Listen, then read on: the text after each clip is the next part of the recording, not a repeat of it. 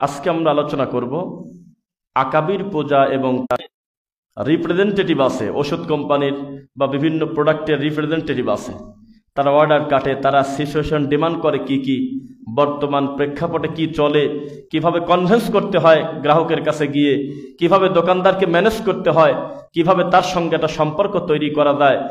এই উল্লাপাড়াতে এই সলব স্টেশনে কোন কোন পণ্য কিভাবে আমি খাওয়াতে পারবো তার একটা মাস্টার প্ল্যান থাকে কিনা বলেন? প্রত্যেক প্রোডাক্টের মালিকের একটা চিন্তা থাকে, আমার এই প্রোডাক্টটা কিভাবে মানুষের কাছে বেশি পৌঁছাবো। একটা পর্যায়ে পৌঁছাতে পৌঁছাতে এমন করার পর এখন দোকানদারি তাকে খুঁজে বেড়াচ্ছে না এরকম। তো ইবলিস শয়তান মানুষের বাড়িতে বাড়িতে ঘুরবে এরকম ঠেকা তার নাই। ইবলিস শয়তান সে যদি দেখে যে কোনো মানুষ একবার মুখ দিয়ে বলে ফেলেছে, অথবা তিনি আমাকে ক্ষমা করবেন, আমাকে কোনো না কোনো মাধ্যম হয়ে তার কাছে যেতে হবে, এই চিন্তা যদি একবার কারোর মাথায় শয়তান ঢোকাতে পারে, শয়তান সফল। শয়তান তাকে অলরেডি তার নিজের নজরবন্দিতে নিয়ে এনেছে, আর কোনো চাপ নাই। এই হলো শিরিক এবং কুফরের দরজা খোলার সবচাইতে বড় অস্ত্র। একবার আপনার মাথার ভিতরে দিবে যে পাপ করেছেন এত বড় পাপ আল্লাহ ক্ষমা করবে না সহজে, আপনাকে একটা লোকের মাধ্যম হয়ে যেতে হবে। এভাবেই মানুষ বড় বড় পাপের দিকে ছড়ায়। দুই, আপনাদেরকে ইতিহাসটাকে বলি। প্রথম আবুল নাস আবুল বাশার হলো আদম আলাইহিস সালাম, তার থেকেই সৃষ্টির সূচনা শুরু। যদিও আমাদের সমাজের মাজার পূজারী, কবর পূজারীরা এটা বিশ্বাস করে না, তারা রাসূলের প্রতি একটা মিথ্যা অপবাদ দেয় যে আদম নবী সৃষ্টির আগে নাকি মুহাম্মদ সাল্লাল্লাহু আলাইহি ওয়াসাল্লামের নূর সৃষ্টি। নাউযুবিল্লাহি মিন যালিক। আমার নবীকে তখন সৃষ্টিই করে নাই। কুনতু নাবিয়্যান আদামু বাইনাল মাই ওয়াত তিন। আদম তখনও মাটি আর কাদার ভিতরেই ছিল, তার মানে তার সৃষ্টির পরিকল্পনা এখনো হয় নাই বাস্তবায়ন। তখনও আমার নবী নূরে মুহাম্মাদি হিসেবে ময়ূরের আকৃতিতে জান্নাতে ঘুরতেছিল। নাউযুবিল্লাহি মিন যালিক। এটা নোংরা কথা। কিন্তু আদম আলাইহিস সালামকে যে আল্লাহ মানুষ হিসেবে প্রথম সৃষ্টি করেছেন এ ব্যাপারে কারোর কোনো দ্বিমত নাই ভালো মানুষের। তো এই আদম আলাইহিস সালাম থেকে পরবর্তী নবীর নাম হলো নূহ আলাইহিস সালাম। এই দুই নবীর মাঝখানে কত বছরের ব্যবধান ছিল এ ব্যাপারে আলেমদের ভিতরে দ্বিমত আছে। কেউ বলেছে এত শত বছর, কেউ বলেছে এত বছর। তবে ইবনে আব্বাস রাদিয়াল্লাহু আনহুর হাদিস অনুযায়ী বোঝা যায় দুই নবীর মাঝখানে 1000 বছরের ব্যবধান ছিল। কত বছর? 1000। তো ইবনে আব্বাস রাদিয়াল্লাহু আনহু বলতেছে এই 1000 বছরের ভিতরে নতুন কোন তরিকা মানুষ ডেলিভারি দিছিল না। বহু ভুলভ্রান্তি মানুষ করেছে, এমনকি আদমের এক ছেলে তো ধোকায় পড়ে আর এক ছেলেকে হত্যা পর্যন্ত করে দিয়েছে। ইদ কররাবা কুরবানান ফাতাকুব্বিলা মিন আহাদিহিমা, কোরআন মাজিদের আয়াত। কিন্তু আলাদা কোনো তরিকা ছিল না যে আমি সৃষ্টি, আমি নকশাবন্দি, আমি মুজাদ্দিদি, আমি অমুক তমুক, বিভিন্ন দল আছে না, এইরকম দল তখনও তৈরি হয় নাই। 1000 বছর মানুষ যতই অন্যায় করুক তারা একটা পরিষদেই তারা বড় হইত। তো নূহ আলাইহিস সালামের সময় কিছু বুজুর্গ ছিল যারা মানুষের ক্ষতি করত না, মানুষের সাথে খারাপ ব্যবহার করত না, মানুষের কল্যাণ করত, ভালো লোক। এই ভালো মানুষগুলো যখন মারা গেল তখন ওই জামানার লোকজন বলল, শোনো, ওয়াদ্দা ওয়ালা সুআ ওয়ালা ইয়াগুস ওয়া ইয়াউক ওয়া নাসরা। ওয়াদ্দা মরে গেল, সুআ মরে গেল, ইয়াগুস মরে গেল, ইয়াউক মরে গেল, নাসার মরে গেল। তোমরা তাকে এইভাবে দাফন কাফন করো না। স্বাভাবিক কবরের থেকে তাদের কবরটা একটু মার্কিং করে দাও, যাতে দূর থেকে তাকালে বোঝা যায় এরা হলো ভালো মানুষের কবর। আমাদের পরবর্তী জেনারেশন যাতে বুঝতে পারে এরা ছিল আল্লাহর ওলি। এভাবে তারা প্রথমে কবরটাকে একটু উঁচু করে দেয়। সে কবরে ইটও দেয় নাই, পাথরও দেয় নাই। তো মানুষ এমনি তাকালে বোঝে যে এটা মনে হয় খুব ভালো মানুষের কবর, কারণ কবরটা একটু মার্কিং করে। তারা যখন মরে গেল তাদের জামানায় তাদের কবরে পূজা করতো না কেউ, এবং তাদের কবর যারা দেশে তারাও মারা গিয়েছে, কোনোদিন কবরে একটা ফুল দেয় নাই, একটা টাকা মানত করে নেই, ওইভাবেই তারা মারা গেছে। পরবর্তীতে তাদের সন্তানরা এসে বলল, এভাবে যদি আমরা কবরটাকে রেখে দেই তাহলে আরো পরবর্তী জেনারেশন এসে এই মানুষগুলোর অবদান তো ভুলে যাবে। তাদের কবরটা একটু পাথর দিয়ে দাও, কবরটা একটু মার্কিং করো, কবরটা একটু উঁচু করে দাও, কবরটাকে একটা পর্দায় নিয়ে নাও। এভাবে বলে বলে শয়তানের ধোকায় তারা কবরটাকে পাকা করে ফেলল, ইবাদত শুরু করে দিল। লোকজন যখন তাদেরকে বলল যে নূহ নবী দাওয়াত দিয়েছে কুলু লা ইলাহা ইল্লাল্লাহ তুফলিহুন, বলো যে আল্লাহ ছাড়া কোনো সত্য মাবুদ নাই, তাহলে তোমরা সফল কাম হবে, তাহলে এদের কাছে তোমরা পড়ে আসো কেন? তখন তারা যে জবাব দিয়েছিল, আমাদের এই সাদাতপুরের খানকা মাজারের খাদেমরা একই জবাব দেয়, আমাদের পাবনার পীর ফকিররা একই রকম জবাব দেয়। আল্লাহর কসম, ওই শয়তানরা যে জবাব দিছিল আজকের দিন একই জবাব। তারা বলছিল, তোমরা কি আমাদেরকে পাগল পাইছো নাকি? যাদের কবরের কাছে আসলাম তারাও মানুষ, আমরাও মানুষ। আমরা কোনোদিন তাদের কবরে আল্লাহ মনে করে আসি না। আমরা আসি, তারা হলো আল্লাহর ভালো ভালো বান্দা। যেহেতু আল্লাহর সাথে তাদের কানেকশন ভালো, সম্পর্ক ভালো, তা আমরা যদি আল্লাহকে কিছু বলি, আমার আল্লাহ তো নাও শুনতে পারে। আর এদের মাধ্যমে যদি বলি, হে আল্লাহ, আপনি আল্লাহর ওলির কবরের ওসিলায়, এই মানুষটার নেক আমলের ওসিলায় তুমি আমার হাতটা কবুল করো। আমাদের দেশে মোনাজাতে বলে না? এই পদ্ধতিটা যিনি শিখাইছে প্রথম, তার নাম হলো ইবলিস, শয়তান। এভাবে হবে না। ডাইরেক্ট পাপী তার আল্লাহকে বলবে, আল্লাহ আমার ভুল হয়েছে, ও আল্লাহ তুমি 99টা মানুষ হত্যাকারীকে ক্ষমা করার মতো দয়া তোমার আছে, তা আমার গুনাহ তুমি ক্ষমা করতে পারো না? কোন মিডিয়া দালাল লাগবে না, সরাসরি বলতেছে, আল্লাহ আমি জীবনে আর মদ খাবো না, তুমি আমাকে ক্ষমা করে দাও। এটা আল্লাহ চায়। তো তারা বলতেছে যে তোমরা কি আমাদেরকে পাগল মনে করেছো?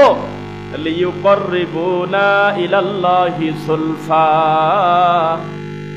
আল্লাহ তো একজনই, কিন্তু এগুলোকে আমরা আল্লাহ মনে করি না। আমরা মনে করি আল্লাহর কাছে নিয়ে যাওয়ার জন্য এরা হলো মাধ্যম, নৌকা, এরা হলো জাহাজ, এরা হলো বিভিন্ন মাধ্যম, যার মাধ্যমে আমি আমার আল্লাহর নৈকট্য পাবো। বলেন নাউযুবিল্লাহ। এই নোংরা কথাটা তারা বলল। তখন নবী তাদেরকে বললেন, খবরদার, বিচারের মাঠে আমি উঠবো আল্লাহর সামনে তাওহীদবাদী হিসেবে। আমি কিন্তু আল্লাহকে বলে দেব, আল্লাহ আমি আমার কওমকে আমি শিরিক শিক্ষা দেই নাই। আমি তাদের বলেছিলাম, খবরদার, আল্লাহ ছাড়া কোনো শরীক নাই। তারা মানে নাই, তা আমি কি করবো? বুঝতে যাচ্ছে? এভাবে ধীরে ধীরে ধীরে ধীরে বড় বড় শিরিক এবং কুফরির রাস্তা খুলে গেছে। আর বাংলাদেশে তার বাস্তবতা দুই চোখ দিয়ে তাকায় দেখতেছে। আপনারা দেখেন নাই? এবার আপনাকে বলি, মানুষ মনে করে যে আমি যে পরিমাণ পাপ করছি, এত বড় পাপী, আমি কিভাবে আল্লাহর কাছ থেকে ক্ষমা নেব? আমার ওজিফা কালাম আছে, একটা ভালো মানুষের কাছে বায়াত হতে হবে, উনি আল্লাহর প্রিয় বান্দা, তিনি আল্লাহকে কিছু বলে দেবে। বিশ্বাস করেন, এই নীতি অবলম্বন করে নিজের মাকে যদি কেউ মূল্যায়ন করতে যায়, নিজের মা পর্যন্ত তাকে অপছন্দ করবে। নিজের মা, যেই 1000 কোটি মা এক জায়গা করলে আল্লাহর দয়ার 1 ভাগ হবে, সেই রব্বুল আলামিন চায় আমার বান্দা যা বলার আমার কাছে ডাইরেক্ট যেন বলে। আল্লাহর কথা তো বাদ, মানুষের কথা দেখেন, আল্লাহ তো তুলনা নাই, শুধু একজন তার সৃষ্টি মাখলুকের কথা নিজের মা পর্যন্ত চায় আমার ছেলের যত অসুবিধা আমাকে ডাইরেক্ট বলুক, মাধ্যম হয়ে দেন না আসে। চাচি, খালা, ফুফু, দাদি, নানি, বিভিন্ন আত্মীয় স্বজন, তারাও কিন্তু আমাদের আত্মীয়র বাইরের কেউ না। এদের মাধ্যমে যদি মা শুনতে পায় আমার ছেলের একটা গোপন অসুখ আছে, আমার ছেলের একটা সমস্যা, আমার ছেলের ব্যবসা বরকত ভালো হচ্ছে না, আমার ছেলের এই সমস্যা, এই খবর পাওয়ার পর মা দুঃখ পাবে। ডাইরেক্ট যদি মায়ের কাছে বসে বলতো, মা আমার তো একটু সমস্যা, মা আমার তো বেশ কিছুদিন পেটের ব্যথা, আমি তো অনেক দিন আমি খুব মানসিক চাপে আছি, মা তুমি একটু তাহাজ্জুদ আমার জন্য কল্যাণের দোয়া করো তো মা, ভালো হতো না খারাপ হতো? এই পাগল মার কাছে কোনোদিন বলে না, বাপের কাছে জীবনে ডাইরেক্ট সরাসরি বলে না, পাড়া পড়শির কাছ থেকে মা খবর পাইলে আমার ছেলে ভালো নাই, এটা তার মাকে অপমান করা হলো না? কি হলে বলেন? আল্লাহ রাব্বুল আলামিন বলতেছে, আমি তো সেই কারণে আল্লাহ, হুয়াল্লাযী খালাকালাকুম, আমি তোমাদেরকে সৃষ্টি করেছি, বাআসা ফিল উম্মিয়িনা রাসূলা, তোমাদের মতো একটা উম্মি জাতের ভিতর থেকে, মূর্খ মানুষের ভিতর থেকে আমি একজন সম্মানিত নবী বের করছি। এটা আমার ক্ষমতা। যখন পুরা জাহিলিয়াতের পর্ব শিরিক চলে, যখন খবর পেয়েছে কোন লোকের মেয়ে হয়েছে, ওয়াইদা বুশিরা আহাদুহুম বিল উনসা যাল্লা ওয়াজহুহু মুসওয়াদ্দান ওয়া হুয়া কাযিম, লোকটা কাজে গিয়েছে, ব্যবসায় গিয়েছে, কেউ একজন খবর দিয়েছে, তুমি কি জানো তোমার স্ত্রীর মেয়ে হয়েছে? খবর শোনার সাথে সাথে ওই লোকটার মুখের দিকে তাকানো যায় নাই, মুসওয়াদ্দান ওয়া হুয়া কাযিম, মুখটা কালো হয়ে গেছে, বিবর্ণ হয়ে গেছে। সে তখন উপরের দিকে হাত তুলে বলতো, হে আল্লাহ, এত বড়ই পাপ তোমার কাছে করছি যে পাপের ফসল হিসেবে তুমি আমাকে একটা মেয়ে দিলে। জাহিলিয়াত কোন পর্যায়ে ছিল কন্যা সন্তানের খবর পেলে সহ্য করতে পারে নাই, বাড়িতে যায় নাই যে মেয়ে দিল কেন, আল্লাহকে আমার প্রতি অসন্তুষ্ট, নাউযুবিল্লাহ। এত বড় খারাপ সময় নবীকে আল্লাহ নবী হিসেবে দুনিয়াতে দিলেন। সেই নবীকে দিলেন কেন?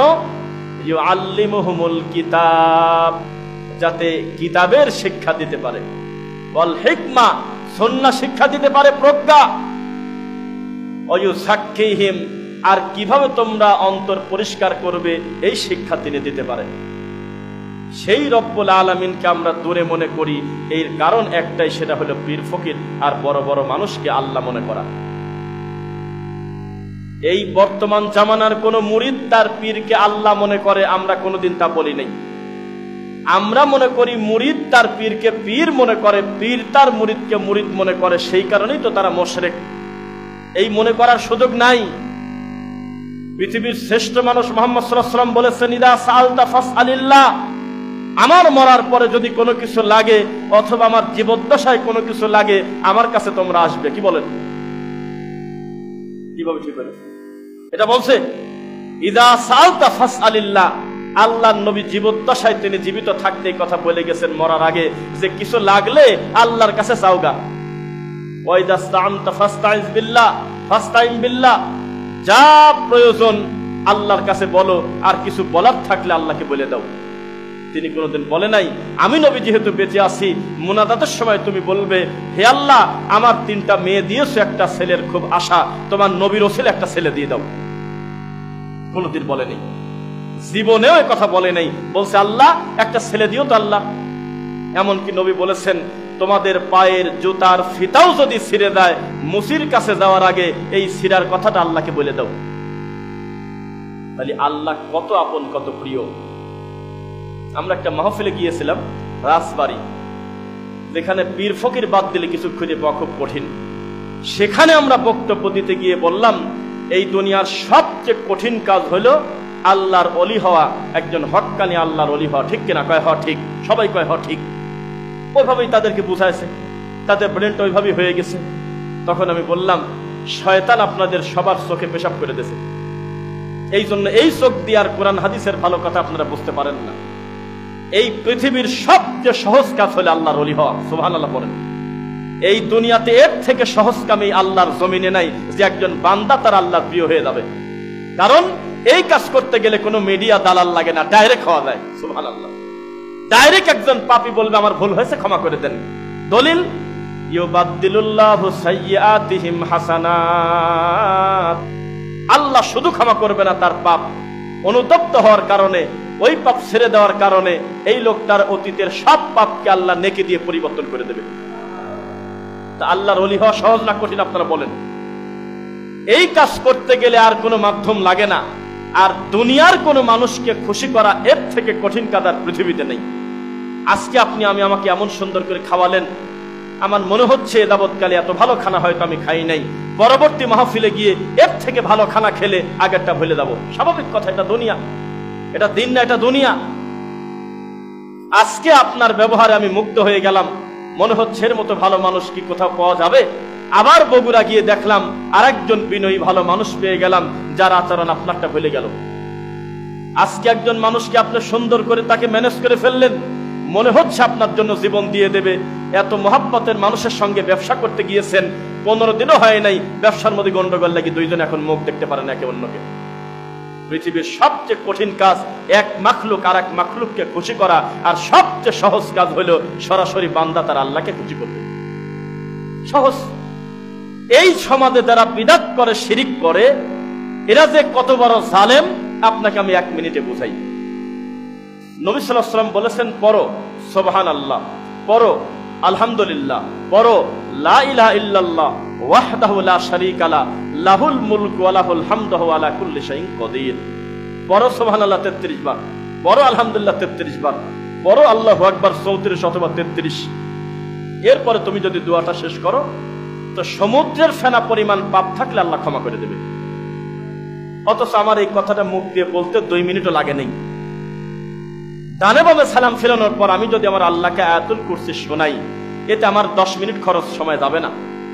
2 থেকে 3 মিনিট আমি সুন্দর করে আয়াতুল কুরসি পড়তে পারবো কিনা বলেন? কেউ আবার আরো দ্রুত পড়তে পারবে, এই কর্ম করার পরে নবী সাল্লাল্লাহু আলাইহি ওয়াসাল্লাম বলেছেন এই লোকটার জান্নাতে ঢোকার জন্য খালি মরাটা বাধা, মরা হলেই জান্নাতে চলে যাবে। এই সমস্ত আমলগুলো প্রমাণ করে মূলত আমরা জান্নাতে যাই, এটা আল্লাহ চান। নইলে এত ছোট আমলে কোনোদিন এত বড় ফজিলত দেওয়া যায় না। সাধারণ একটা কথা মুখ দিয়ে বলবো আর আসমান জমিন পূর্ণ আল্লাহ আমাকে নেকি দিয়ে দেবে, আপনি কি ঠাট্টা মনে করছেন নাকি? আমি বললাম যে সাল্লাল্লাহু আলাইহি ওয়াসাল্লাম, আমি বললাম যে আল্লাহুম্মা সাল্লি আলা মুহাম্মাদ আল্লাহুম্মা বারিক আলা মুহাম্মাদ, আমি বললাম যে আল্লাহুম্মা সাল্লি আলাইহি আল্লাহুম্মা বারিক আলাইহি, এটাকে বেশি টাইম লাগছে বলেন? এইটুক কথা মুখ দিয়ে বললাম। আল্লাহ বললেন পুরস্কার তিনটার কথা বলে দেন। এক, বলেন যে 10টা গুনাহ আল্লাহ মাফ করে দিয়েছে। হয় নাই? 10টা গুনাহ শুধু মাফ হয়েছে তা নয়, আল্লাহ তার আমলনামায় 10টা অতিরিক্ত নেকি যোগ করে দিয়েছে। তাও শেষ হয় নাই। হে নবী, আপনি বলে দেন আপনার প্রতি দরুদ পড়ার কারণে একবার পড়েছে সাল্লাল্লাহু আলাইহি আসার, আমি 10টা রহমত তাকে দিয়ে দেব। তাও হয় নাই, আমি আল্লাহ তার আমলনামায় 10টা মর্যাদা বৃদ্ধি করে দেব তার। অথচ আমার মুখ দিয়ে পড়তে 5 সেকেন্ডও লাগে নাই। সবাই পড়েন তো দেখি সাল্লাল্লাহু আলাইহি ওয়াসাল্লাম, আল্লাহুম্মা সাল্লি আলাইহি আল্লাহুম্মা বারিক আলাইহি। তো এই কথা বলতে কি 10 সেকেন্ড লাগলো? এইটুক কথা মুখ দিয়ে যদি বলেন, প্রত্যেকবার আপনার 3টা করে মর্যাদা, আপনার সম্মান বৃদ্ধি, আপনার গুনাহ ক্ষমা, আপনার অতীতের 10টা গুনাহ মাফ এবং 10টা নেকি যুক্ত হয়ে যাবে আমলে। সুবহানাল্লাহ। তার মানে এই আমলগুলো প্রমাণ করে যে আল্লাহ আমাদের জান্নাতে যাওয়ার উপযোগী করেই আমাদেরকে তৈরি করেছেন। আমরা জান্নাতে যাব এটা আল্লাহ চান, কিন্তু আমরা যদি আল্লাহকে নাফরমানি করে শিরিক করে জাহান্নামে যাই, এটা দোষটা আমাদের না কার বলেন? আমাদের দোষ। দেখেন, খেয়াল করবেন, একটা লোক আশা করতেছে যে আমি ওই লোকটার বোঝা পড়ে গেছে মাথা থেকে, লোকটা ধান কেটে নিয়ে যাচ্ছিল, ওঠাতে পারতেছে না, চেষ্টা করতেছে, আমি দৌড়ে গিয়ে বোঝাটা তুলে দেব। তা আমি যখন মসজিদের বারান্দায় গেলাম, ওই দিক থেকে আবার আর একটা লোক দৌড়ে এসে সেটি তুলে দিয়েছে। এবার আপনি আমাকে বলেন তো দেখি, নেকি কি যে তুলে দিয়েছে সে পাবে না যাচ্ছিল সেও পাবে?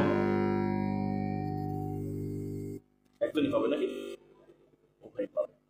এই যে আপনার ইচ্ছা পোষণ করছেন, ভালো কাজের আশা, যে এই লোকটার বিপদটা আমি উদ্ধার করে দেব, কিন্তু আপনি যাওয়ার আগে আর একটা লোক গিয়েছে, তাতে কিছুই আসা যায় না, 2 জনকে আল্লাহ নেকি দিয়ে দেবে। আপনি নিয়ত করেছেন যে আল্লাহ আমি তো সফরে যাচ্ছি, তো উল্লাপাড়া রেল স্টেশন এখান থেকে দূরে আছে মেলা, সেখানে যাওয়ার পর দেখলেন আমি যদি এখন ট্রেনের ভিতরে এত চাপাচাপি করে ঢুকি, তাহলে তো আমি সিট তো পাবোই না, আমার নামাজের টাইমও যাবে। এখন জোহরের আজানও পড়ে নাই, আসরের আজানও পড়ে নাই, আমি যাবো হলো ঢাকা। হতে পারে কিনা বলেন? পারে কিনা? তখন আপনি মনে করলেন যে যা হোক, বাদে হলো 12টা, আজানকে দিল না দিল বাদ, আমি অগ্রিম 2 ওয়াক্ত নামাজ একসাথে পড়ে যাব, জোহর এবং আসর। পাপ হবে? সিরাজগঞ্জ যে যমুনা ব্রিজ, এই ব্রিজের অবস্থা কিন্তু খুব একটা ভালো না, মানে রেল লাইনের ব্রিজের কথা বলছি, মূলটা ঠিক আছে, এখন অপরিকল্পিত ভাবে কোন রকম যাচ্ছে, বিকল্প ব্যবস্থা একটা হয়েছে। আল্লাহ না করুক, আল্লাহ না করুক, এর আগে তো একটা দুর্ঘটনা ঘটছিল। ওই দুর্ঘটনায় যদি আপনি থাকতেন, ওই জায়গা থেকে নিচে পড়ে যদি আপনি মারা যেতেন, আল্লাহর কাছে অগ্রিম আসরের নামাজের নেকি সহ চলে যেতেন।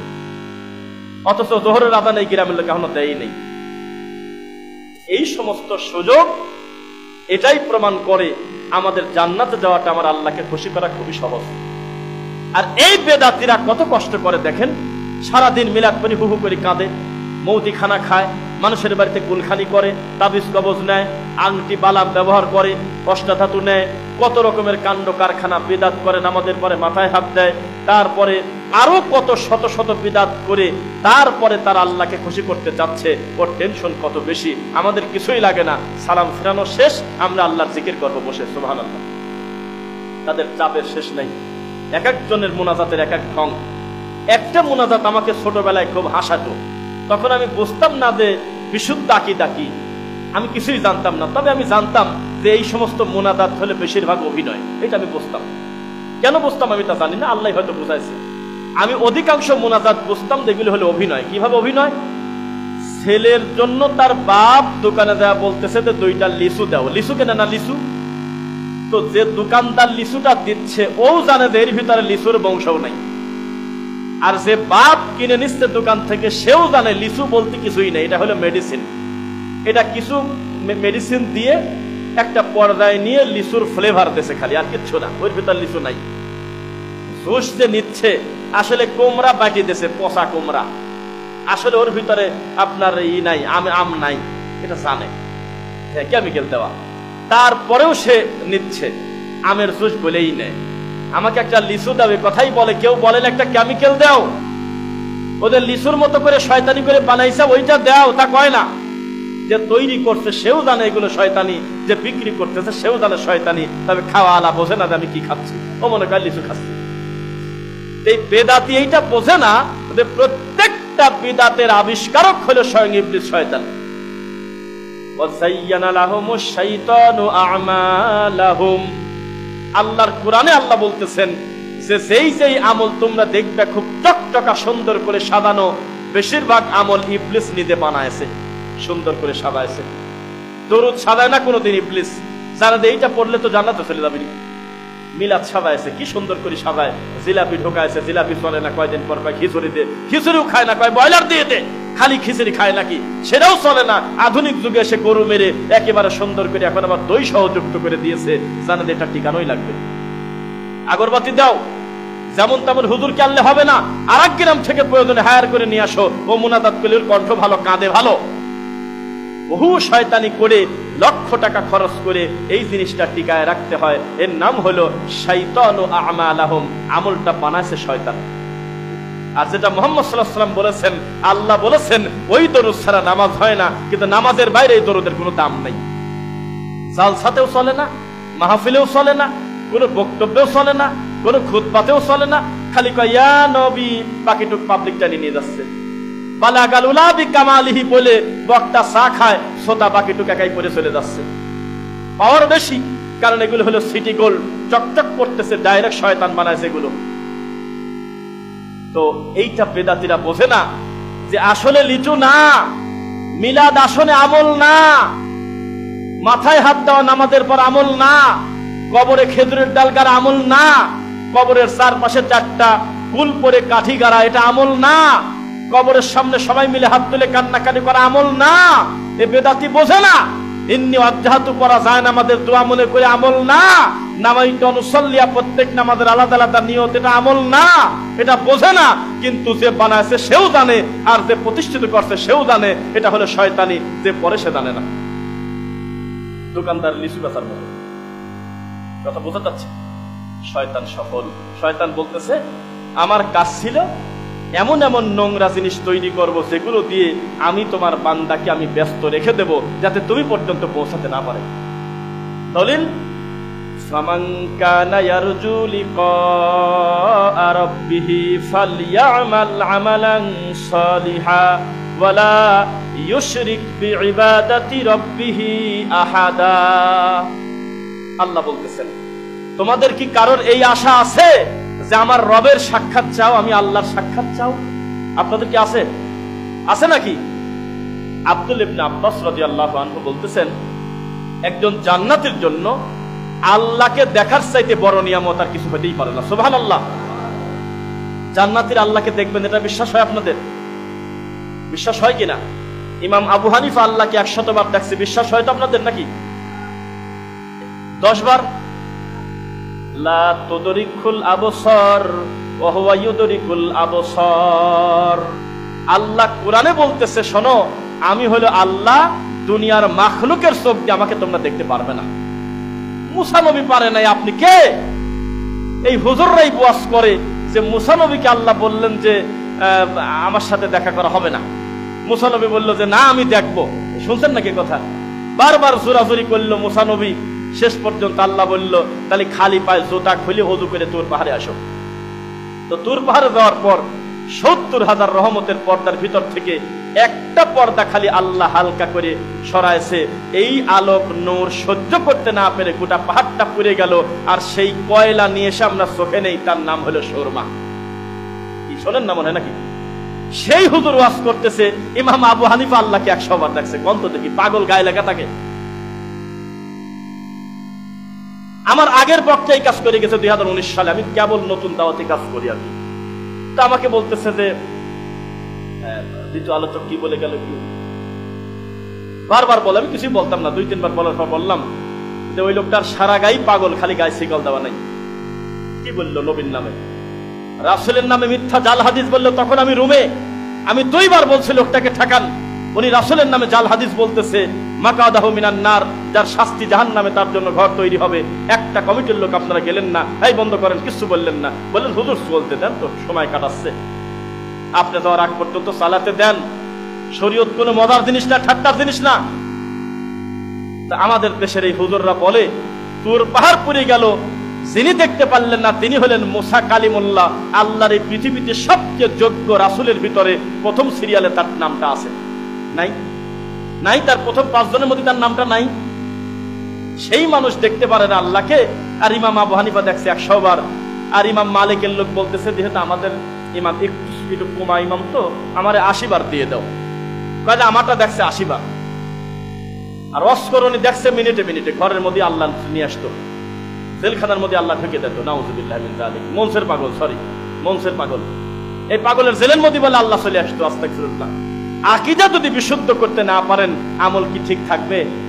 আজকে সাইদি সাহেবের একটা বক্তব্য বাসে শুনতে আসতেছিলাম, আকীদাকে সাফ করতে হবে। আল্লাহ কলবে থাকে, এই নোংরা আকীদা বন্ধ করে দেন, আল্লাহ আরশ আযীমের উপরে থাকবে। এটাই হলো আল্লাহর মান, এটাই হলো তার মর্যাদা। তিনি তার নিজের ব্যাপারে সূরা আপনার তহা 20 নম্বর সূরা 5 নম্বর আয়াতে বলে দিয়েছে, আর রহমানু আলাল আরশি ইস্তাওয়া, আমি রহমান থাকি, আমি আরশের উপরে। সুবহানাল্লাহ।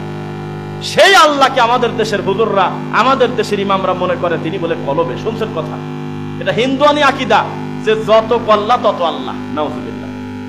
এটা তো বায়েজিদ বোস্তামির আকীদা।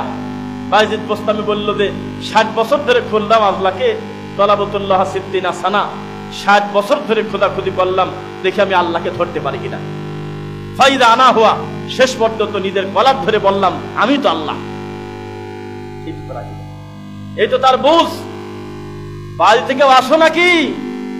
বাড়িতে আল্লাহ ছাড়া কেউ নাই, নিজের কথা কয় না, মানে ওই আল্লাহ। এই হলো আমাদের দেশের অবস্থা। আল্লাহ রাসূলের নাকি দাঁত ভেঙে গেল, এটা সহ্য করতে না পেরে ওয়াসকরণী তার সব দাঁত ফেলে দিল। কিন্তু একজন সাহাবী একটা দাঁত ফেলা তো দূরের কথা, একটু সিমটিতে কাটলো না কোথাও। তা তো সাহাবীদের থেকে সে বড় নাকি বলেন আপনারা? আমাদের দেশে বিশ্বাস করেন আপনি, ভালো ভালো আমলদেরকে, সুন্দর আমলকে কচুরি বানার মতো নোংরা কথা দিয়ে ঢেকে রাখছে আমাদের সমাজের মানুষ। সাহাবীদের মর্যাদাকে ঠেকানোর জন্য ইবলিস মুখামুখি দাঁড় করাইছে ওয়াসকরণী পাগলের দাঁত ভাঙা। মুসা নবীর মর্যাদাকে ঠেকায় দিয়েছে আপনার হলো খিজির আলাইহিস সালামের ঘটনা দিয়ে। ইমামদের মর্যাদা ক্ষুণ্ণ করা হয়েছে, তাবেঈদের মর্যাদা নষ্ট করে দেওয়া হয়েছে মনসের হাল্লাদের মতো একটা পাগলকে দিয়ে। শয়তান ফোকাস করে দিয়েছে ওইদিকে। সাহাবীদের জীবনী নিয়ে আমাদের দেশে বক্তব্য হয় না, মনসের পাগলের মিথ্যা গল্প দিয়ে আমাদের দেশে ওয়াজ হয়। আমাদের দেশে ইমাম বুখারীর নামে কোনো মাহফিল হয় না, ইমাম মুসলিমের নামে কোনো মাহফিল হয় না। আমাদের দেশে মাহফিল হয় হলো মিথ্যা বিভিন্ন ভণ্ড পীর ফকিরের নাম দিয়ে, এততম ওরস মুবারক, বাসর ঘর। আপনাদেরকে আর কিভাবে বোঝাই? শিরক মানুষের সবকিছু ধ্বংস করে দেয়, আর শিরকের রাস্তা যিনি খুলে দিয়েছে তিনি হলো ইবলিস, শয়তান। ইবলিস ওখানেই সফল। এই এত বড় হুজুরের কাছে তুমি কি যেতে পারো বেটা? এত বড় মৌলানা, তার সাথে কি তোমার তুলনা? তুমি তার মুরিদ হও, কিছুদিন বদনা টানো, কিছুদিন রুমাল ধরে বায়াত হও, কিছুদিন তার পিছনে পিছনে ঘোরো, তোমাকে তিনি কিছু জিকির দেবে, তোমাকে কিছু আমল দেবে, আমল দিতে দিতে তুমি একটা পর্যায়ে আল্লাহর ওলি হয়ে যাবে। এইভাবে দিনের পর দিন, মাসের পর মাস, বছরের পর বছর এই মূর্খ মুরিদদেরকে এই পীর নামক ইবলিস শয়তানের এজেন্ট ঘোরাচ্ছে নাকে দড়ি দিয়ে।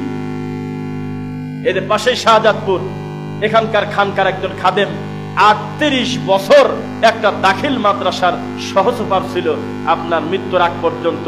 এই লোকটা মাজারের খাদেম, কি এক অশিকেবলা ঠাকুরের ওখানে খাদেমগিরি করে। আর 26 বছর লোকটা 3 বেলা কোরআন পড়ে মরা পীরের কবরের সামনে। একটা আলেম মানুষ, মুখ ভর্তি দাড়ি, মাথায় টুপি। আমরা তাকে জিজ্ঞাসা করছিলাম যে বেদাত কত প্রকার। এই ভিডিও কেউ দেখছিলেন? ভাই দেখছে, ভাই কিন্তু অনেক দূর থেকে আসছে, সাদাপুর থেকে, আলহামদুলিল্লাহ। আমি বলছিলাম যে বেদাত কত প্রকার, উনি কি বলছিল বলেন তো? 3 প্রকার। আমি খালি মরি আল্লাহ, ইবলিস নিজে বলতেছে 2 প্রকার। এ মাল আবার 3 নাম্বারটা ডেলিভারি দিল কবে? কয় যে বেদাত হলো তিন প্রকার, একটা হলো বেদাতে হাসানা, একটা হলো সাইয়্যা, আর একটা হলো বেদাতে খবিসা। এই তো মাদারের খাদেম। আপনি মনে রাখবেন, এরা টয়লেটের প্রকার থেকে খারাপ, এরা নিরীহ মুসলমানকে মুশরিক বানাচ্ছে চোখের পলকে। শাহজালালের মাজারের মতো জায়গায় সেখানে কাগজে লিখে লিখে মানুষ মনের কথাটা মাজারের খাদেমের কাছে দেয়, খাদেম রিডিং করে পড়ে মরা পীরকে শোনাচ্ছে। এটা হিন্দু না তো কি? আমাদের দেশের এই কবর পূজারী যদি মুসলিম হয়, তাহলে আবু জেহেলকেও আপনি মুসলিম বলতে হবে, কারণ একই পাপে দুইজনই পাপী। বরং আবু জেহেল কিছু কিছু ক্ষেত্রে এদের থেকে আকীদা ভালো রাখতো। আবু জেহেল, মক্কার কাফেরেরা মুশরিকরা, ওয়ালা ইন সাআলতাহুম মান খালাকাস সামাওয়াতি ওয়াল আরদ, বলো তো উপরের আসমান আর নিচের এই জমিনটা বানায়ছে কিনা? কাফেররা বলল, লা ইয়াকুলুন্নাল্লাহ, তোমার কাছে জিজ্ঞাসা করব কি কামে? আল্লাহ বানায়ছে। তাহলে সবকিছু সৃষ্টি করছে কে? বলেন না কে? আল্লাহ। এই ব্যাপারে আবু জেহেল একদম ক্লিয়ার ছিল, টনটনা। কিন্তু আমাদের দেশের এই বেদাতীদের আকীদা আরো খারাপ। আমি তখন ছাত্র, এই পাবনার বক্তব্য আমি দুই চোখ দিয়ে শুনেছি। আল্লাহর কসম করে বলতেছি, মেদিনীপুরের এক ঠাকুর, এই ঠাকুর তার মাহফিলে বলতেছে হাজারো জনতার সামনে যে আল্লাহর থেকে মুহাম্মাদের মর্যাদা বেশি। তো বললো যে কিভাবে? তো কয় যে আল্লাহ কোন সিদ্ধান্ত নিতে গেলে মুহাম্মাদের অনুমতি নিয়ে করতে হয়। নাউজুবিল্লাহ। কয় দলিল? কয় দলিল হলো মুহাম্মদ লিখতে কয়টা অক্ষর লাগে? কয় 4টা। কয় মুহাম্মদ মানে অধিক প্রশংসিত, মুহাম্মদকে আল্লাহ নিজেই প্রশংসা করছে, আল্লাহ নিজেই মুহাম্মাদের পর দরুদ পড়ে, আল্লাহ চাইতে মর্যাদা তো তার বেশি। নাউজুবিল্লাহ মিন যালিক। একটা সোতা জোতা খুলল না, একটা সোতা ঘাট ধরে মঞ্চ থেকে নামায় দিল না যে পাগল কোন জায়গায় হাত দিয়েছে, কিসের সাথে কি মিলায়। আমাদের দেশে কাদেরিয়া তরিকা নামে আরেকটা তরিকা আছে, তাদের আকীদা আল্লাহর মুহাম্মদ একই। বাঁশ আর কলসি যেমন আলাদা না, মুরগি আর ডিম যেমন আলাদা না, ঠিক তেমনি আল্লাহর মুহাম্মদ আলাদা না। উপরে যখন থাকবে তখন আল্লাহ থাকবে, নিচে যখন আসবে আল্লাহই মুহাম্মদ হবে। নাউজুবিল্লাহ। তারপরেও নিরীহ মানুষ হাজার হাজার তার কাছে গিয়ে বায়াত হচ্ছে, রুমাল ধরে ধরে জি বাবা করতেছে না এলাকায়। এই যে বিষয়, আমাদের এই দেশে যে ধর্মগুলো চলে, অধিকাংশ ধর্ম মানুষের বিকৃত করে নিয়ে নিয়ে ইসলামের নামে চালিয়ে দিচ্ছে। আর ভালো কথাগুলো যখন আমরা প্রচার করি তখন আমাদেরকে ওহাবি বলে গালি দেয়, ফিতনাবাজ বলে গালি দেয়। তবে আমরা এই যে শাহজাদপুর টায়া, এখানে আমরা মাহফিল করতে এসে আমাদের মনে হলো যে না, মানুষ একটু দিন ধর্ম কিছু বুঝতেছে বলে আমাদের ধারণা হলো। কারণ আমাদের বক্তব্য দেওয়ার আগে আমরা মনে করছিলাম এখানে তো শিরক বেদাত বাদ দিলে কিছুই থাকে না। এখানে আমি আর ব্রাদার রাহুল ভাই আমরা আসতেছি, এখানে আসবে কারা, কথা শুনবে কিনা আল্লাহ জানে। পরে দেখিতে না, আল্লাহর গোটা মাঠটা পূর্ণ হয়ে গেছে। তারা করে বেদাত শিরকের কথা ঠিক, তবে আমাদের বক্তব্যের সামনে মুখামুখি দাঁড়িয়ে একটা প্রতিবাদ করার সুযোগ তারা পায়নি। কিন্তু আসার আগ পর্যন্ত মানুষের কান ভারী করে মরে মরে গিয়ে ওরা এই, ওরা সেই, ওরা অমুক, ওদের কথা শোনো না, ওরা এই বিভিন্ন কিছু গালিগালাজ করে কিনা বলে। দেখেন, আমি মাহফিলে বলতে পারতাম কথাটা, তো এখন বলেই ফেলাই। ডক্টর ইমাম হোসেনের তো নাম শুনছেন, চেনেন তো? আমি আর ডক্টর ইমাম হোসেন হাফিজাহুল্লাহ দুইজন আমরা গত কয়েকদিন আগে মাহফিল করছি হইল টাঙ্গাইল কালীহাতি, ঘাটাইল, হ্যাঁ ঘাটাইল মাহফিল করতে গেছি। 25 জন খয়রাতি বেদাতি সাইকুল হাদিস নামক জর্দাখোর, দাঁতগুলি তরমুজের বিচি, তাবিদের ব্যবসা করে খায়। এই ভণ্ড বেদাতি হুজুররা আমাদেরকে ঘরে আটকাইছে। আমাদের ঘর থেকে বের হয়ে স্টেজে যাবো, যেতে দেবে না। ওদের সাথে নাকি বাহাস করা লাগবে। বাহাস মানে কি? আমাদের দলিল হলো কোরআন হাদিস, ওদের দলিল হলো লাঠি। 25-26 জন বেদাতি হুজুর আসছে। তো কমিটির লোক দুর্বল, তারা এসে বলতেছে হুজুর ওরা যেহেতু পথ ছাড়ে না, স্টেজে তো যেতে দেবে না, বাইক তো বাইরে ঠিকই আছে, তা আপনি একটু কষ্ট করে 2 মিনিট কথা বলেন, ওরা একটু কথা বলতে চাচ্ছে। তাই বললাম যে কেন কথা বলবো, কিসের ভিত্তিতে কথা বলবো? কিছু বলার থাকলে খোলা মাঠে আসতে বলেন। আর যে কোনো ভাবে একবার খালি আমাকে স্টেজের মধ্যে ঢুকতে দেন, অন্য কোনো যে কোনো রাস্তা হোক, খালি একবার আমাকে মঞ্চে তোলেন, এই পাবলিক মুখ দিয়ে বলবে এরা কত বড় ভণ্ড, কত বড় খারাপ, আমরা সেইভাবে বক্তব্য দেবো ইনশাল্লাহ। তখন বিভিন্ন কৌশল করে এই গরু ছাগলগুলো যখন একটু সাইড মাইডে গেল, তখন আমরা আস্তে করে বাইকে ফিরে আমরা গেলাম। আর আমাকে উপস্থাপক দিবেন, একটু 2-3 মিনিট দেরি হচ্ছে, কালেকশন চলতেছে। তাই বসে আছে, আর উপস্থাপক খালি বারবার কানে কানে বলে যে একটু দেখা করে আসেন, আপনি দেখা করে আসেন, আমি তোর ভিতর দেখি বোচ্ছাপ ফেলে ধৈর্য ধরে বসে আছে। স্টেজে উঠেই বললাম যে বিনা দাওয়াতে যদি বক্তব্য যখন দিয়ে দিলাম, বক্তব্য শেষে এই মুরব্বী বাবাদিরা বলতেছে, ভণ্ডরা কই গেল রে? খালি খালি আমাদের কান ভারী করেছে। 3 মাস বলেছে ইহুদির দালাল, খ্রিস্টান, এরা খারাপ, বহু কিছু বলে আপনাদের ব্যাপারে আমাদেরকে খেপায় দিয়েছে। তা আপনাদের বক্তব্য শুনে তো একবারও মনে হলো না যে আপনারা খারাপ। কাউকে গালিও দিলেন না, কোন দলের বিরুদ্ধেও কিছু বলেন নাই, কত সুন্দর বক্তব্য দিয়ে গেলেন আমলের ব্যাপারে। তাহলে খালি খালি আমাদেরকে ওরা খেপালো। কই এখন দেখে চলে গেছে, বাড়িতে নাই আর, মোটটি পলাইছে। পরে আমি বক্তব্য চলে আসার পরে ওয়াল্লাহি আল্লাহর কসম, ডক্টর ইমাম হোসেন আমাকে ফোন দিয়েছে, শুনবে বক্তব্য। ফোন দিয়ে বলতেছে, ভাই আল্লাহই বাঁচায়, 2টা ছেলে যদি বাইক নিয়ে না নিয়ে আসতো তাহলে লাঠি পিটা করে আমাদের এবং গাড়িকে সমান করে দিত। ওই ভাঙা বেরিদের সামনে 2-3 জন লাঠি নিয়ে দাঁড়ায় আছে রাস্তার উপরে, টিকতে তখন পারল না বেদাতি হুজুর। তখন ওই বাইক নিয়ে যে ছেলেরা গেল, ওরা ওদেরকে ম্যানেজ করতে করতে গাড়ি 4 করে টান দিয়ে চলে আসলো। এগুলো তো পর্দার আড়ালে থাকে, এগুলো সামনে আনতে দেই না আপনাদের। এই বেদাতি কুকুর কামড় দিলে যেমন জলাতঙ্ক রোগী হয়, এই রকম জলাতঙ্ক রোগী হয়ে যাচ্ছে।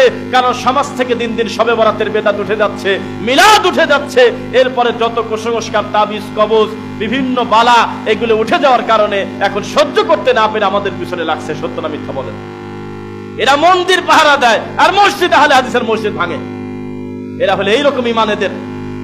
এরা নারায়ে তাকবীর দিলে এই পাকা রাস্তার উপরে গিয়ে জীবন দিয়ে দেবে, কিন্তু টাকনোর উপরে কাপড় পরবে না। এদের ইমানের এত পাওয়ার। এদেরকে যদি বলা হয় যে জর্দাটা ত্যাগ করেন, আপনাদের দৃষ্টিতে যদি এটা মাকরু হয়, তো মাকরু তো মানুষের কাছে মাকরু না, আল্লাহর কাছে মাকরু। এটা তো আমার মামাতো ভাইয়ের কাছে মাকরু না। মাকরু মানে যদি খারাপ হয়, এই খারাপটা কি আমার খালা ফুফুর কাছে খারাপ না আল্লাহর কাছে খারাপ? আল্লাহর কাছে। তাহলে এটা বাদ দিয়ে দেন। আপনি আলেম মানুষ, জর্দাদি পান খান কেন? এইটুক জিনিস ছাড়তে পারে না। কিন্তু সাইদি রহিমাহুল্লাহর নাম শুনলে হু হু করে চোখ দিয়ে এখনো পানি আসে। অথচ তিনি 40 বছর আগে তাবিদের বিরোধিতা করে বক্তব্য দিয়ে গেছে। 30 বছর আগে শবে বরাত বেদাত বলে দিয়ে গেছে। কে শোনে কার কথা? অভিনয় করে করে বেদাতিরা সমাজে চলতেছে। এই মসজিদে স্বাধীনভাবে আল্লাহকে আমরা সেজদা দিতে পারতেছি। আপনি বলেন তো দেখি, সব জায়গায় কি তা সম্ভব?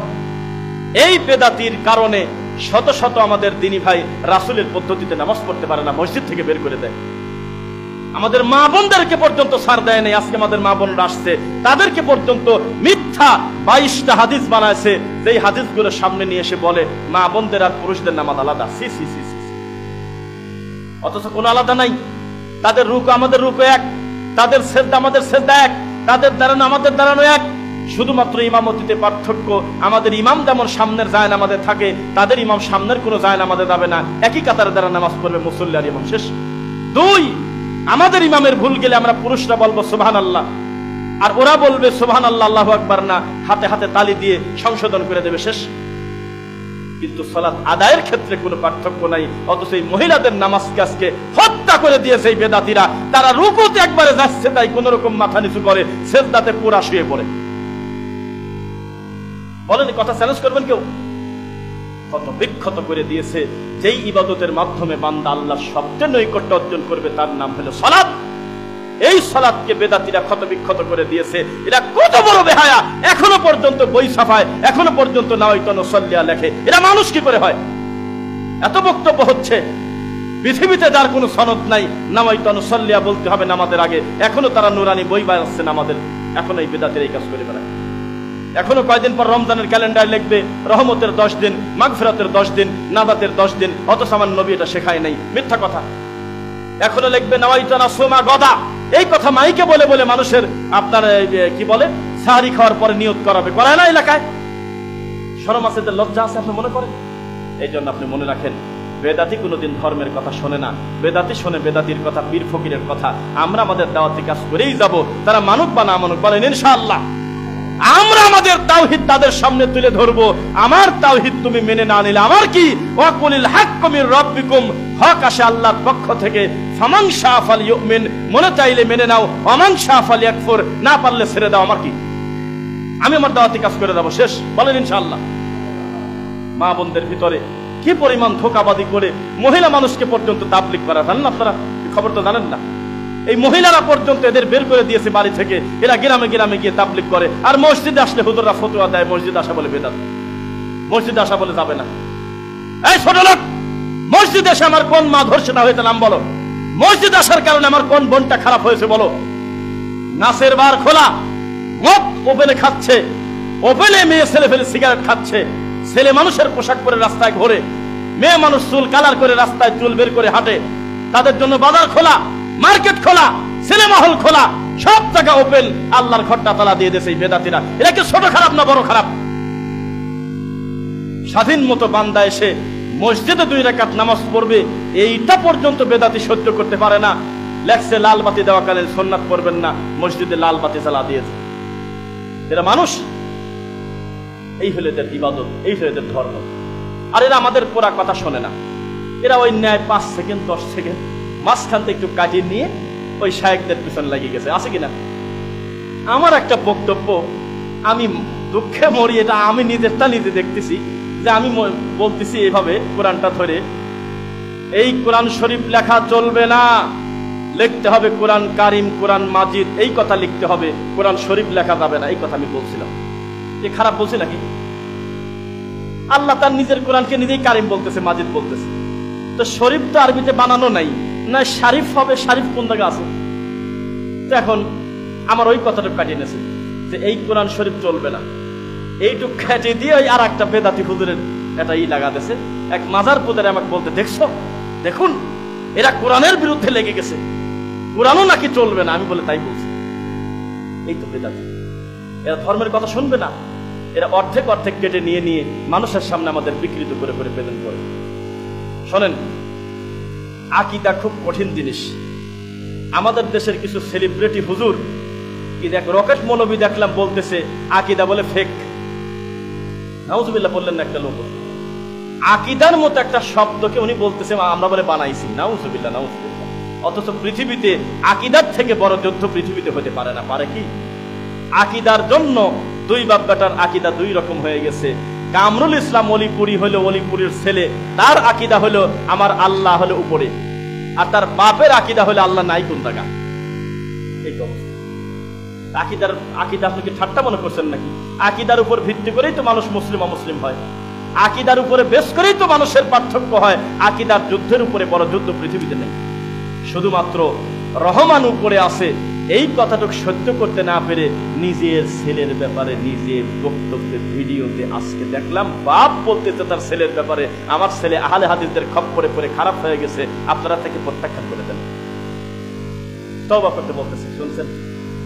আকীদার দাম নাই। আপনার হুজুরকে যদি বলি মুহাম্মদ সাল্লাল্লাহু আলাইহি সাল্লাম কিসের তৈরি, আপনার হুজুর খিলখিল করে হাসে আর কয় নূরের তৈরি। আর মাটির তৈরি বললে হুজুর রেগে যায়। হুজুর আবার মাঝে মধ্যে দলিল দেয়, এতদিন আমরা নূরের তৈরি বলছি, এতদিন আমরা মিলাদ পড়ছি, দেখো তো আমাদের দলে কত লোক, এগুলি বলে কিনা। তা আমি একটা বক্তব্য বলছিলাম, এই সাবাত করে মনে হয়, আমি বলছিলাম যে শোনেন, নিচের ভোটাভুটি কোনো সময় সত্য মিথ্যার মাপকাঠি না। এখনই যদি এই সিরাজগঞ্জে ভোটাভুটি হয়, আল্লাহর নবী মাটির তৈরি না নূরের তৈরি, নূরের তৈরি আল্লাহরা বেশি ভোট পাবে, এখানে বাতিল বেশি ভোট পাবে, হক পরাজয় হয়ে যাবে। এখন যদি মানে এই এলাকায় সব জায়গা যদি আপনার তদন্ত করা হয় সারা বাংলাদেশে, যে আল্লাহ সুবহানাহু ওয়া তাআলা তিনি কি উপরে না কলবে, ব্রাহ্মণবাড়িয়া থেকে 80% ভোট পায় জয়যুক্ত হয়ে যাবে কলবালারা।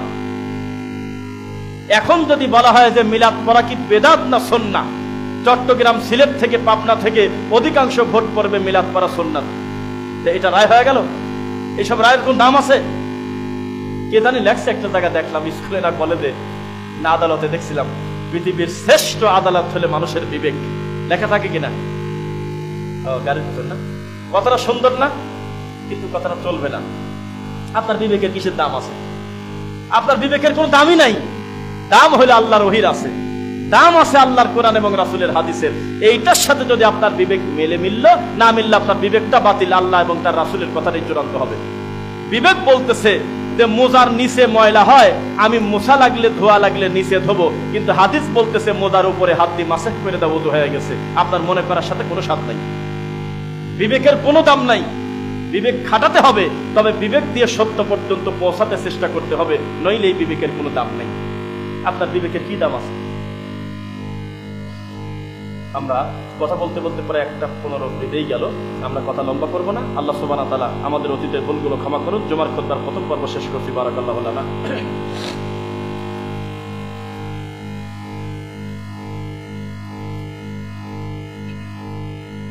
আলহামদুলিল্লাহ, ফাইন্না খায়রাল হাদিসি কিতাবুল্লাহ ওয়া খায়রুল হুদা হুদা মুহাম্মদ সাল্লাল্লাহু আলাইহি ওয়াসাল্লাম ওয়া শাররাল উমুরি মুহদাসাতুহা কুল্লু মুহদাসাতিন বিদআ ওয়া কুল্লু বিদআতিন দালালা ওয়া কুল্লু দালালাতিন ফিন্নার। রাব্বিরহামহুমা কামা রাব্বায়ানি সগীরা রাব্বিরহামহুমা কামা রাব্বায়ানি সগীরা। রব্বানা আতিনা ফিদ দুনিয়া হাসানা ওয়া ফিল আখিরাতি হাসানা ওয়া কিনা আযাবান নার। রব্বানা ওয়া আতিনা মা ওয়া'আদতানা আলা রাসূলিকা ওয়া লা তুখজিনা ইয়াওমাল কিয়ামা ইন্নাকা লা তুখলিফুল মিআদ। আলহামদুলিল্লাহ, আল্লাহ আমাদের যারা আত্মীয় স্বজন মারা গেছে, শিরক করে নাই, অন্য পাপে গুনাহগার হয়েছে, আল্লাহ তুমি তাদের ক্ষমা করো, তাদের প্রতি দয়া করো। আমরা যারা বেঁচে আছি আমাদের তুমি ঋণ মুক্ত হওয়ার তৌফিক দাও আল্লাহ। আল্লাহ যারা অসুস্থ তুমি আল্লাহ উত্তম শেফা দাও আল্লাহ। আল্লাহ আমাদের ভিতরে যারা ঋণগ্রস্ত ঋণ মুক্ত হওয়ার তৌফিক দাও আল্লাহ। মৃত্যু পর্যন্ত সর্বদা আমাদের ইমানের উপরে রাখো আল্লাহুম্মা আমিন। আর 5 মিনিট কথা বলি, কি বলেন?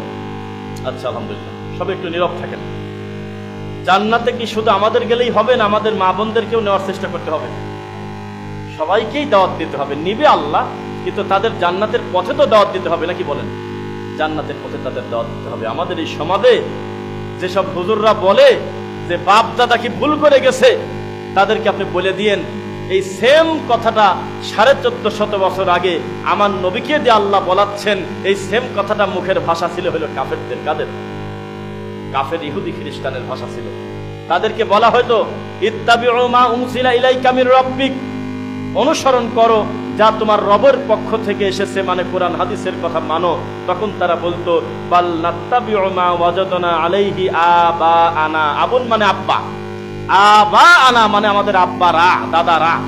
দাদাও কিন্তু বাপ। এই ব্যাপারে কথা বলতেও তো আবার উল্টা উল্টা লাগবে। দাদাও কিন্তু আব্বা, বোঝেন না? শোনেন নাই, থাক, এই টেনশন আর দেবই না। আমাদের সমাজে দাদা দাদির সাথে আর কি ঠাট্টা করে নাতি বউরা, নাতিরা আর কি করে না যে তোমারই বিয়ে করবো নাকি, তুমি তো এখনো বুড়ি হও নাই। এই কথা নিজের মাকে বললে যেমন হবে, নিজের দাদিকে বললে তাই হবে। কেউ যদি নিজের নানাকে বলে কোনো নাতনি যে নানা আমার বিয়ে করবে, এই কথা তার নিজের বাপকে বললে যেমন হতো, নানাকে বললে একই রকম। কোরআন মাজিদে তাদেরকেও বাপ বলছে।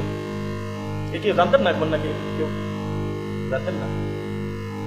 দাদা দাদির সাথে কেউ ঠাট্টা মস্করা করবেন না কোনোদিন। বাপের বাপও বাপ। খ্রিস্টানরা পর্যন্ত বুঝেছে গ্র্যান্ডফাদার, বড় আব্বা, আর মুসলমান বোঝে নাই। মুসলমান কয় দাদা ভাই। ভাই কিসের? ডাক আসার যাই হোক, ডাক একভাবে দিল, কিন্তু এই মস্করা করে, ঠাট্টা করে।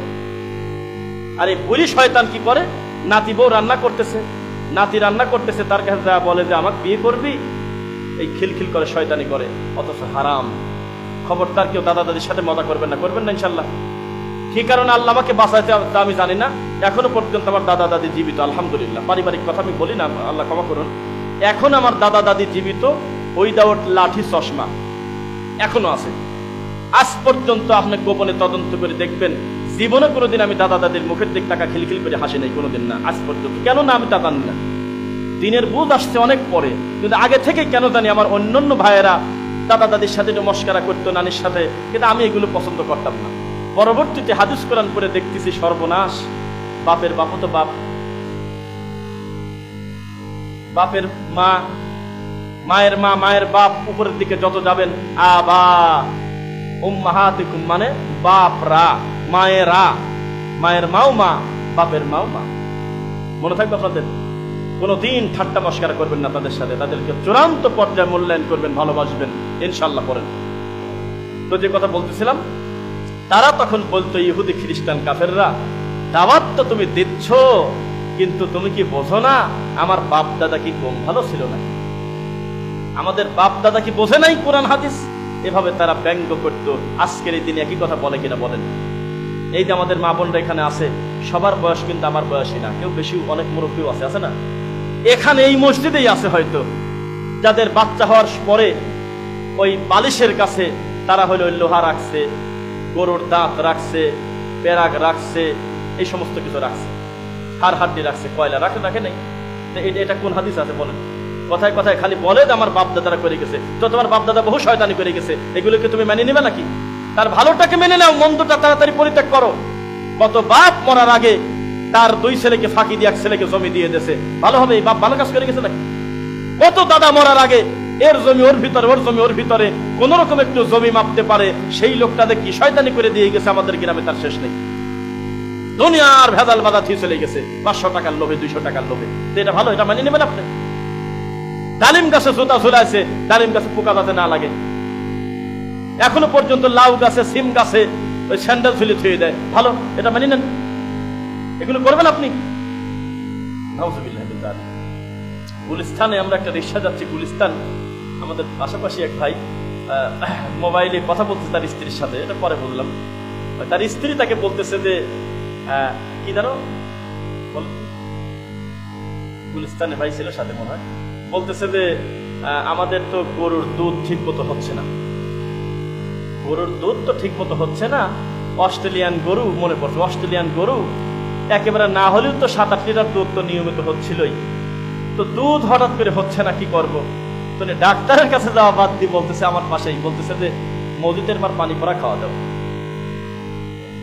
মসজিদের মা কিনা আল্লাহ জানে, তো সেই মহিলা বলে পানি ভরে দেবে, সেই পানি গরুর গালের মধ্যে ভরে দিবে, এই বলে দুধ হবে তখন। মানে কেমন বুঝ আপনি চিন্তা করেন। পশু ডাক্তারি যারা করে এরা তো পড়াশোনা করে না, এরা পানি পড়ে নাকি বলেন?